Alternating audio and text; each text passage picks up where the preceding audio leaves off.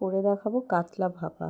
কাতলা ভাপার জন্য আমি টাটকা কাতলা মাছ নিয়ে নিয়েছি, তার মধ্যে নুন, হলুদ আর একটা লেবুর টুকরো রস আমি দিয়ে কিছুক্ষণের জন্য ম্যারিনেট করে রেখে দিলাম।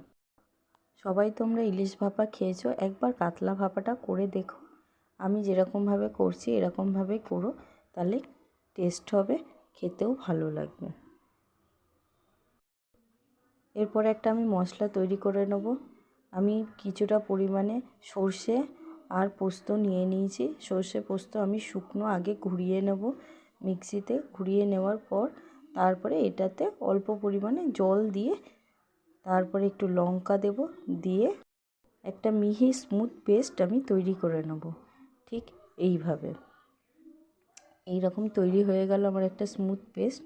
এরপরে একটা কড়াই বসিয়ে দিচ্ছি, তার মধ্যে 1/2 টেবিল চামচ কালো জিরে আর একটা ছোট পেঁয়াজকে আমি কুচি করে কেটে রেখেছিলাম দিয়ে দিলাম। দিয়ে একটু লাল লাল করে ভাজবো। গ্যাসের ফ্লেমটাকে একটু আস্তে করে দেবো। এর মধ্যে অল্প পরিমাণে লবণ দেবো, দিয়ে নিয়ে আমি এটাকে ভাজতে থাকবো, পুড়ে যাতে না যায়। তারপরে আমি 10 থেকে 12 কোয়া রসুন এর মধ্যে দিয়ে দিলাম, আমি ঘষে রেখেছিলাম। এর মধ্যে দিয়ে আমি ঠিক এই রকম লাল করে ভাজবো, লাল করব, পুড়বে না, দেখে নাও বন্ধুরা। তারপরে আমি 2 টেবিল চামচ দই নিয়েছি, দইটাকে ভালো করে ফেটে নিয়েছি। তার মধ্যে এই পেঁয়াজের আর রসুনের যে ভাজাটা সেটা দিয়ে দিলাম। তারপরে সর্ষে বাটাটা দিয়ে দিলাম।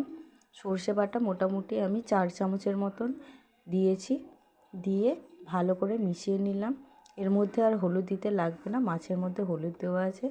1/2 টেবিল চামচ চিনি দিলাম আর ওর স্বাদ অনুসারে লবণ দিয়ে দিলাম। এরপরে 2 টেবিল চামচ মতন সর্ষের তেল অ্যাড করলাম, করে নিয়ে ভালো করে মশলাটার মধ্যে আমি মাখিয়ে নেব। খুব ভালো করে তেলটাকে আমি মাখিয়ে নেব। মাখিয়ে নেওয়ার পর এর মধ্যে আমি মাছগুলোকে অ্যাড করে দেবো।